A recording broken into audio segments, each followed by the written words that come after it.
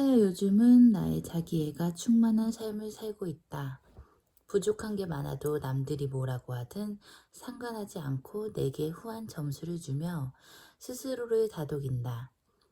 동대문 시장 셔츠도 내가 입으면 명품이 돼.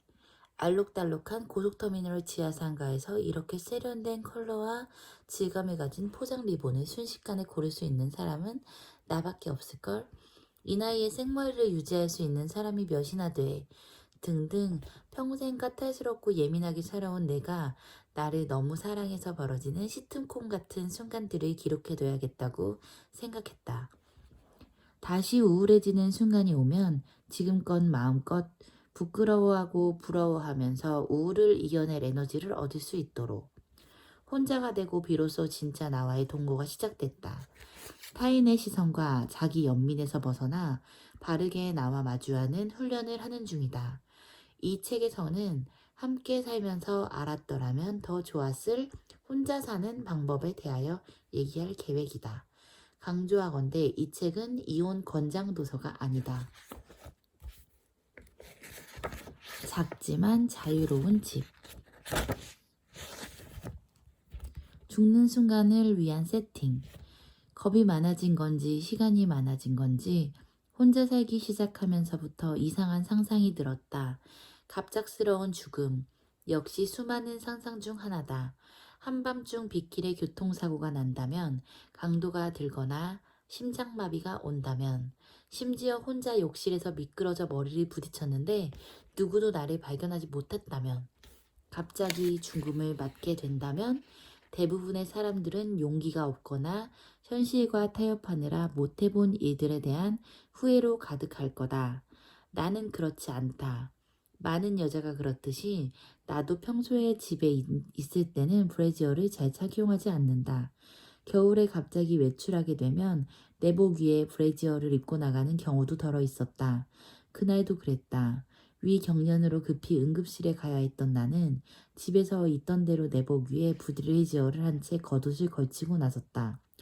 통증이 점점 심해지는 와중에 운전을 하다가 이 상태로는 사고가 나면 어쩌지 하는 생각이 들었다.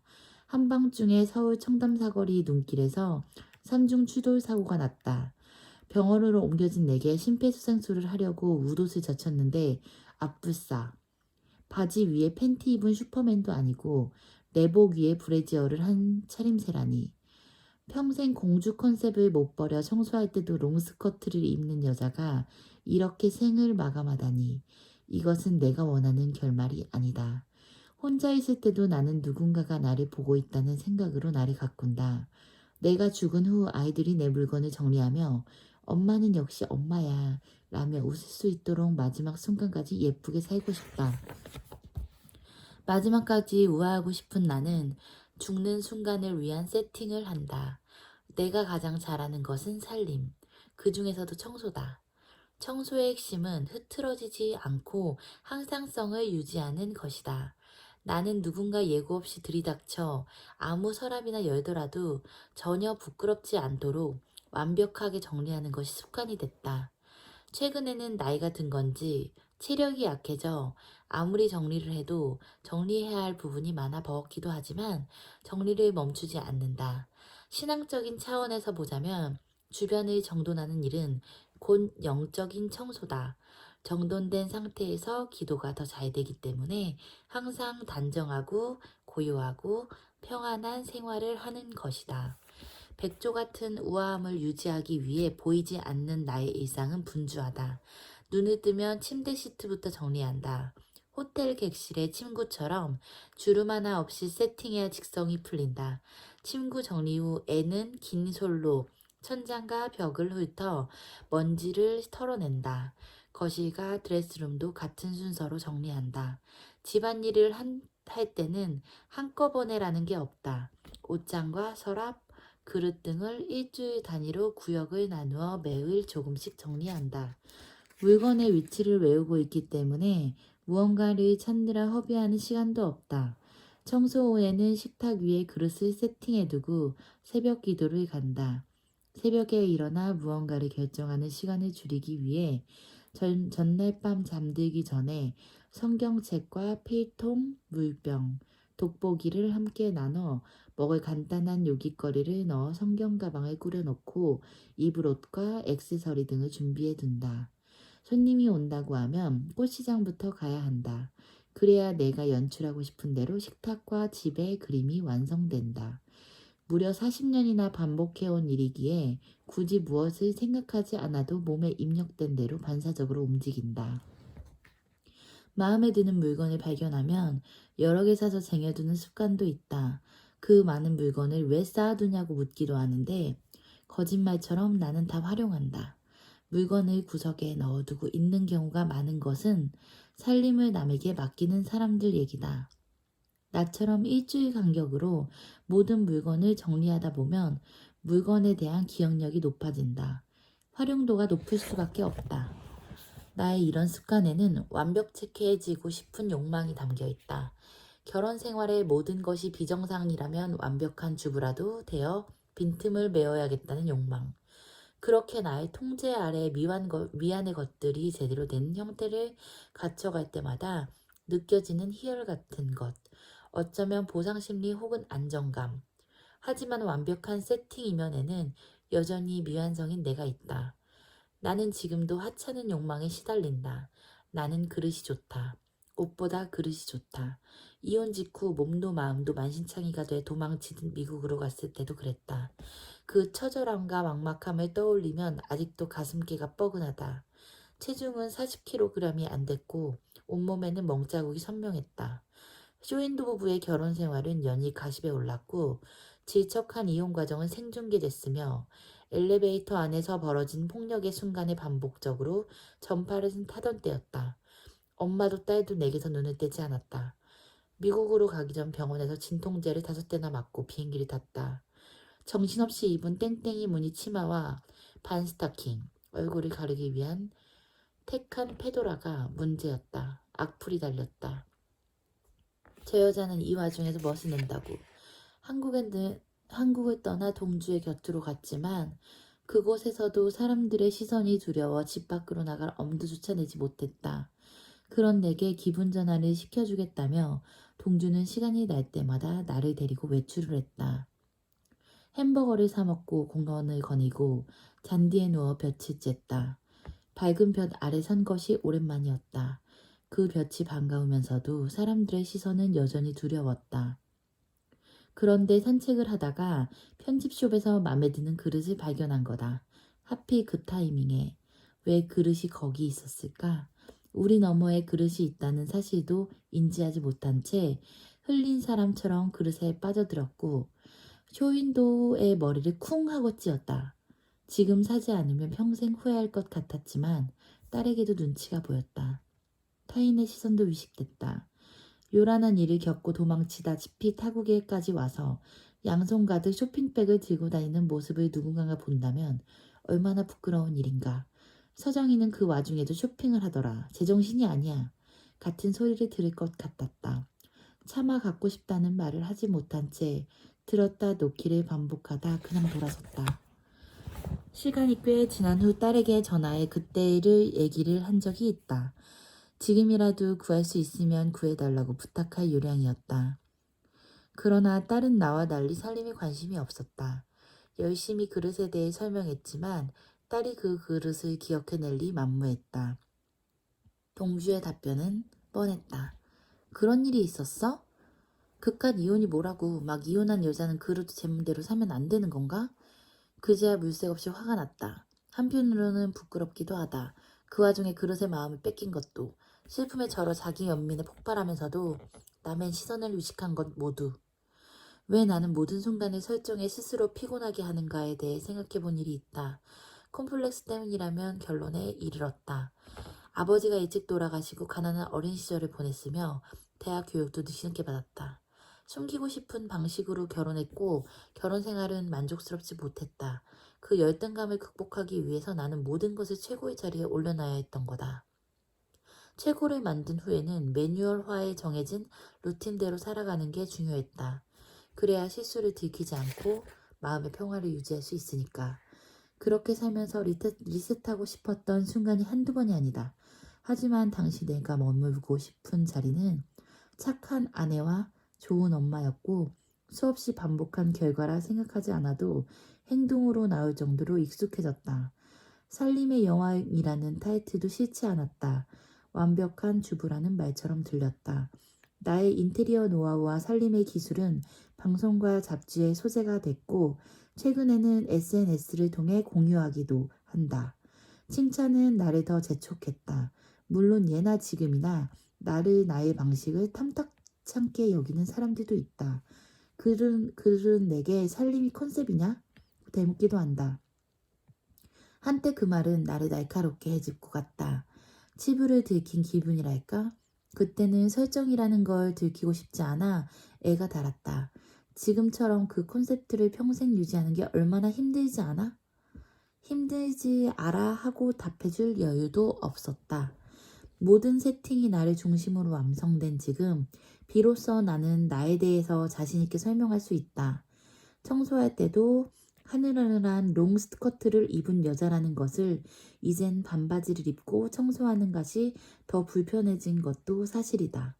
아무런 약속이 없는 날에도 아침 일찍 일어나 풀세팅을 하고 잠들기 직전까지 유지한다.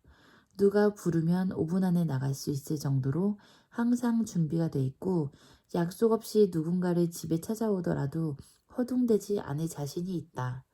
미국 샌프란시스코에 있는 동주집에 머물러 때였다. 외출을 하고 돌아온 내게 동주가 반려견 레아를 데리고 산책을 가자고 하기에 튜스커트에 구두 차림 그대로 따라 나섰고 그 모습을 찍어 SNS에 공유했다. 그러자 산책할 때도 공주 옷을 입느냐고 힐난하는 이들이 적지 않았다. 하지만 어쩌겠는가. 집에 있을 때의 목장 자체가 그 공주 스타일인 것을 아무도 열지 않은 서랍 속을 매일 정리하며 누군가가 열어주길 기다리는 사람이 나인 것을. 치렁치렁한 치맛자락을 살짝 들고 표표히 걷는 게 내 모습인걸.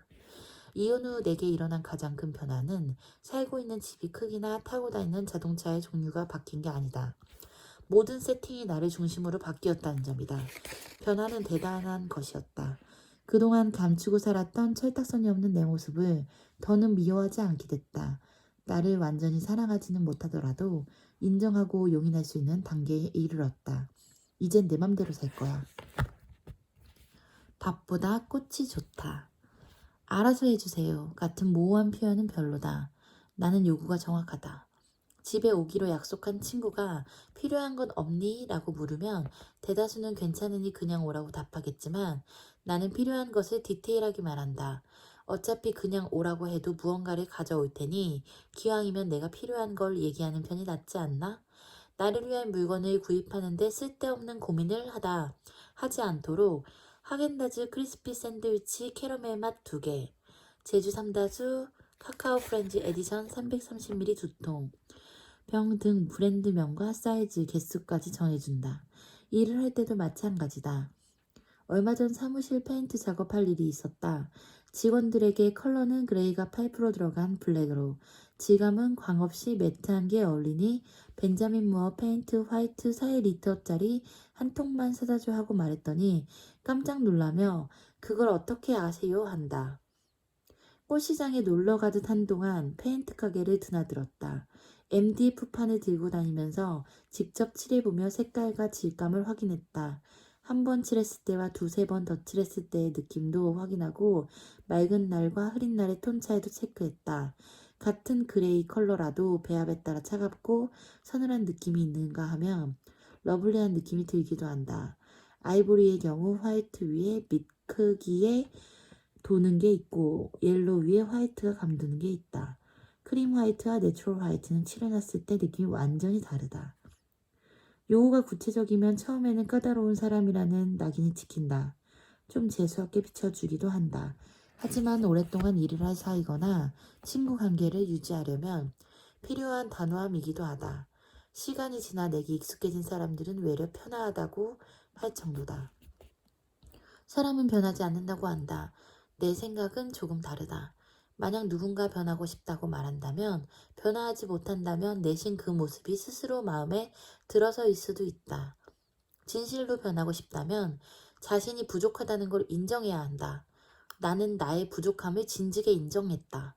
내가 가진 것보다 나은 것이 있다면 누구에게든 무엇이든 배우려고 한다는 거다. 나는 많은 걸 스캔하고 따라해본다. 장난처럼 나는 따라쟁이야 하고 말하지만 따라쟁이의 삶이 순탄하기만 했던 건 아니다. 식사 초대를 받으면 호스트가 게스트들을 어떻게 대접하는지를 눈여겨본다. 어떤 계절에 어떤 요리를 내는지 살피고 식기와 커트러리를 꼼꼼하게 봐둔다. 테이블 위에 꽂아 놓여 있는지 초가 놓여 있는지 와인잔이 물컵은 어떤 모양을 사용하는지 그리고 식사를 하면서 어떤 대화를 나누는지까지 서너 시간 이상 지속되는 자리의 모든 것을 기억할 수는 없다. 대신 좋았던 것들, 닮고 싶었던 것들은 반드시 기억했다가 수일 내로 집에서 따라해본다. 테이블만 스캔하는 게 아니다. 그 모임에 온 사람 중 옷을 잘 입은 사람이 있다면 집에 돌아와 내가 가지고 있는 옷들을 매치해 비슷하게 연출해본다. 잘 어울리면 변주해서 내 것으로 만들고 안 어울리면 다음에는 이렇게 입지 말아야겠다고 생각한다. 청소 강박. 먼지떨이로 천장을 훑다가 조명을 깨뜨렸다. 와장창. 산산조각난 파편이 방 전체를 어집혔었다. 만날 하는 일인데 왜 힘 조절을 하지 못했을까? 하루 사이 먼지가 쌓여야 얼마나 쌓인다고. 먼지떨이를 세게 휘둘러서 이 사전을 만들었을까? 아니 애초에 왜 나는 왜 청소를 완벽하게 해야 한다는 강박에 시달리게 된 걸까? 사람들이 내게 몸매 관리를 어떻게 하냐고 묻는데 사실 나는 운동을 하지 않는다. 애들처럼 과자나 디저트를 달고 살며 아무리 늦은 시간에도 먹고 싶은 것은 죄책감 없이 먹는다. 내 가까운 지인들에게 같은 질문을 한다면 그들도 아마도 하루만 서정이와 같이 있어보면 알게 될 거야 라고 답할 것이다. 나는 가만히 앉아있지 못한다. 청소하다가 조명을 깨뜨린 것은 처음이 아니다. 언젠가 여행 중 부티크 매장을 방문한 일이 있다. 막 오픈한 매장에는 저머리 정갈하게 유니폼을 차려입고 흰 장갑을 낀 채 타주털로 솔로 제품의 먼지를 털어내고 있었다. 매장의 수많은 화려한 제품보다 청소하는 모습 자체에 눈길이 갔다. 영화 속 장면이 스쳐 지나갔다. 중세 배경의 영화였는데 대저택에서 일하는 메이드가 흰 레이스가 달린 머릿수건과 앞치마를 입고 청소하는 장면이었다. 그날 그 숍에서 내가 무엇을 구입했는지는 기억이 나지 않는다. 여행에서 돌아와 길 이별로 먼지떨이를 구입했고 부티크 매장의 직원처럼 흰 장갑을 끼고 청소 시작 전에 먼지를 떨어내기 시작했다.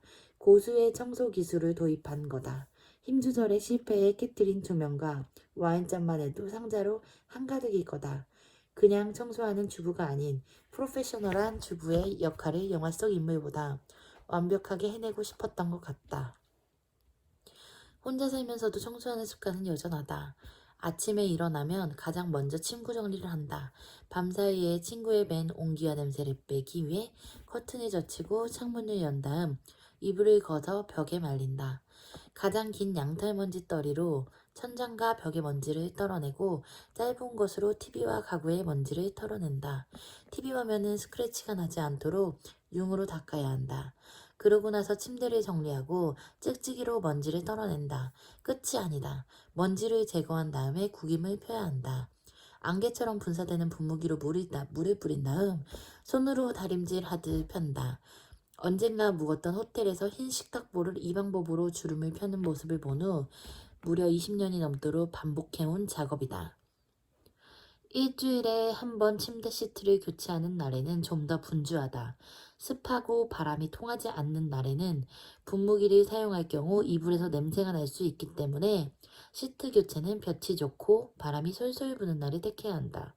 과거 어머니들은 온돌방에 요를 깔기 전에 다림질이 필요한 바지를 넣어두었던 것처럼 침구류는 세탁 후 바싹 말린 다음 비닐에 담아 발로 밟아 주름을 펴서 보관하는데 접어둔 터라 어쩔 수 없이 구김이 있다. 패브릭 고유의 질감을 해치는 다림질을 싫어하기 때문에 귀찮더라도 손다리짐을 고수한다. 언젠가 지인들이 모임에 갔다가 손이 왜 그렇게 빨개요? 라는 질문을 받고 당황한 일이 있다. 집에서 열심히 손다림질을 하다 나와 손에 열이 나고 있었던 터다. 시트 주름을 일일이 손으로 펴고 나면 손에서 열이 나는데 빳빳하게 펴진 침구를 보면 내 마음도 깔끔하게 정리되는 것 같다. 커튼도 마찬가지다. 관리하지 않으면 아무리 좋은 원단의 커튼이라도 때가 타고 수명이 짧아지기 때문에 화초를 보드듬듯 매일 쓰다듬어 줘야 한다. 벽에 먼지를 털 때 커튼에 먼지를 털어내고 침구 정리가 끝나면 찍찍이로 남은 먼지까지 털어낸다. 구김이 있으면 분무기로 습기를 올린 다음 손으로 펴주고 마른 걸레로 겉은 봉에 먼지를 닦아낸다. 침실 청소가 끝나면 거실로 나와 먼지더위로 천장부터 훑어내린다. 옷장 위에 선반, 노출 배반까지 꼼꼼하게 털어내고 거실과 부엌, 옷장의 서랍을 정리 시작한다. 서랍은 일주일 단위로 모두 정리할 수 있도록 구획을 지어놓고 요일별로 한 구역씩 정리하는데 처음에는 귀찮지만 반복하다 보면 정리할 것이 많지 않아 시간은 그리 오래 걸리지 않는다. 동시에 침실에 나오면서 전날 모아둔 빨래를 세탁한다. 다음은 설거지. 설거지의 마무리는 싱크대 하수구에 음식 거름망을 뒤집어 말려두는 것이다. 내가 빼먹지 않고 하는 일 중 하나는 아침마다 레스토랑처럼 테이블 세팅을 해두는 것이다.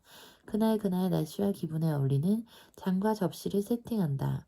아침에 일어나면 전날 세팅해둔 그릇을 치우고 세제 없이 물로만 헹군 다음 마른 행주질을 해서 선반 위에 올려두고 새로운 장과 접시를 꺼내 물로 세척한 다음 물기를 닦아 테이블 위에 세팅한다. 부엌 다음은 욕실과 화장실 차례다. 지금 사는 집을 공사할 때 욕실과 화장실 벽을 허물고 투명한 유리부스 2개를 설치했다. 혼자 살 집이니 이 안에 목욕하는 모습이 보여도 상관없다는 배짱으로 감행한 인테리어다. 이 욕실 유리벽에 먼지를 덜고 물 청소를 한다. 다음 바닥 청소를 한다. 그러고 나서 마른 걸레로 물기를 모두 제거해야 청소한 기분이 든다. 커다란 수건을 화장실 문 손잡이에 걸어두고 건조기에 빨래를 꺼내 정리한 다음 청소기를 바닥 먼지를 빨아들이는 것까지가 청소 루틴이다. 엄청난 여정처럼 느껴지지만 익숙해지면 1시간이 채 걸리지 않는다. 습관이 되면 청소하는 사이사이 밥도 먹고 커피도 마실 여유가 생긴다. 청소하는 동안의 배경음악은 클래식 롱스커트 위에 앞치마를 두르고 머릿수건까지 쓴 다음 먼지떨이를 한 손에 들고 멜로디를 흥얼거린다. 청소하는 게 일이라면 일인데도 기분이 좋아진다.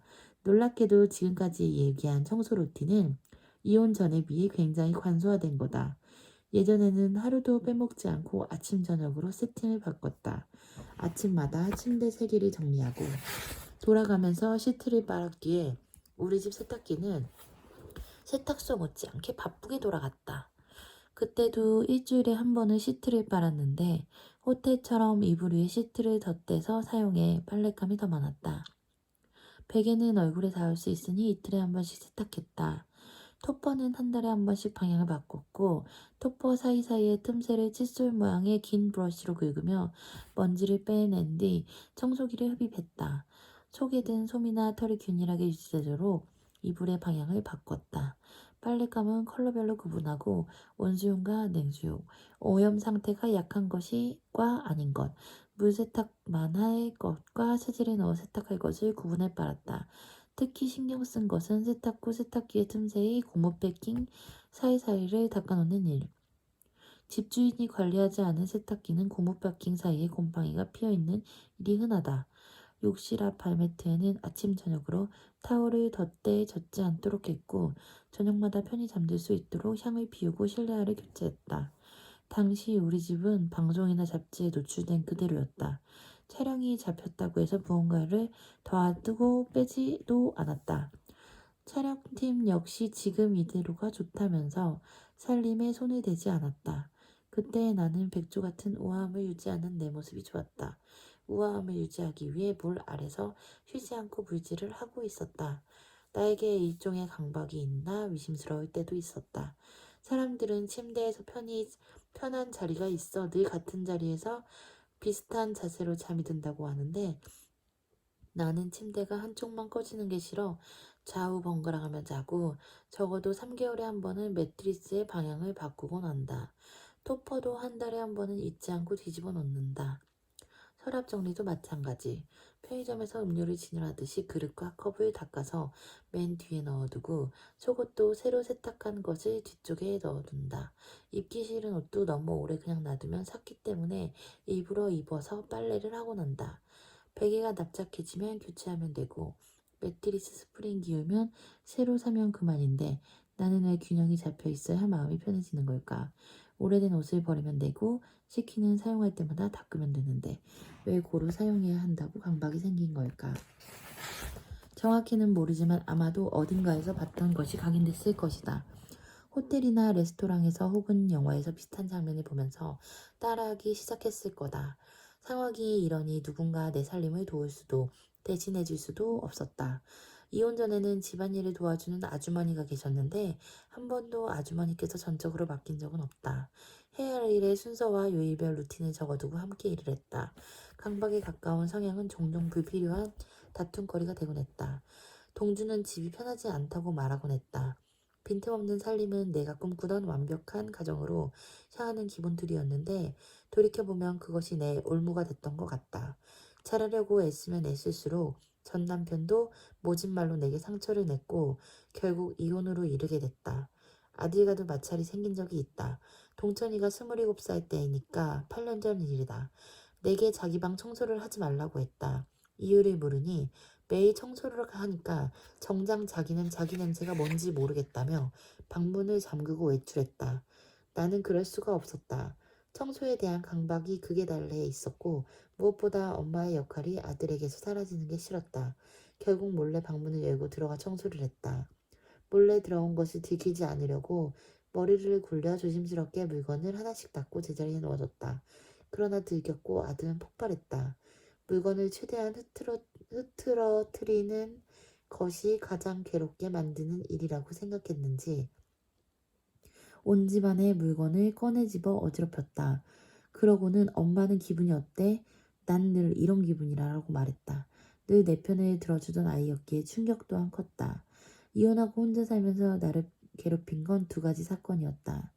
나는 특급 호텔 수준의 서비스를 제공해 안식을 주고자 했는데 정작 그는 집이 불편하다고 나갔으며 영국 영화 속 상류사회 도련님처럼 만들어주고 싶었는데 아들은 지옥 같다고 했다. 내가 자유로워지려면 청소 강박으로부터 벗어나야겠다고 생각했다. 막 살자, 막 살아야겠다.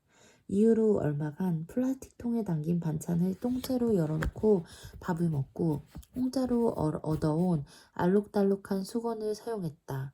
테이블 세팅을 하지 않았고 발매트를 교체하지도 아로마 향을 피우지도 않았다. 표면적으로는 몇 달 그렇게 했지만 나는 견뎌내지 못하고 있었다. 정돈된 곳에서 가장 안정감을 느끼는 것이란 나라고는 인정할 수밖에 없었다. 다시 집안에서 아로마 향을 피우고 내 스타일로 세팅도 했다. 이혼 전에는 사람들을 초대할 일이 잦았다. 부부 동반으로 초대를 하면 꼭 싸움이 벌어지곤 했다. 남편들이 집이 너무 예쁘고 상차림이 고급스럽다며 당신도 이렇게 좀 해봐라고 말하면 아내들도 당신도 돈을 많이 벌어오면 이렇게 해줄게 라며 다퉜다. 나는 두 사람의 말이 모두 상처였다. 돈만 가지고 되는 일이 아닌데 그동안 내 노력을 무시당하는 것 같아 기운이 빠졌다. 그리고 그 부부들은 절대 나를 자신의 집으로 초대하지 않았다. 가끔은 처음 만나는 사람도 그렇게 잘해놓고 산다면서요. 저도 초대해주세요 라고 하고 말하곤 했다. 당시에는 내게서 문제점을 찾고 싶지 않았지만 지금 생각하면 내게 문제가 있었다. 사람들이 우리 집에서 느꼈던 불편함에는 내 바닥에 깔린 내가 완벽하다는 걸 보여주고 싶은 마음이 작용했던 거다. 요즘은 많은 것을 내려놓고 살려고 한다. 완벽함을 추구했던 살림을 취미의 영역으로 밀어넣고 하기 싫으면 2에 3일씩 그냥 내버려두는 날이 점점 늘고 있다. 집에 대한 개념도 바뀌고 있다. 내 집이 나는 물론이고 가까운 이들에게도 편안한 공간이 되었으면 좋겠다. 완벽한 세팅이 아니어도 괜찮고 조금 흐트러져도 괜찮다. 청담동에서 소나타로 대우받는 법. 나는 조금 피곤한 스타일이 좋다.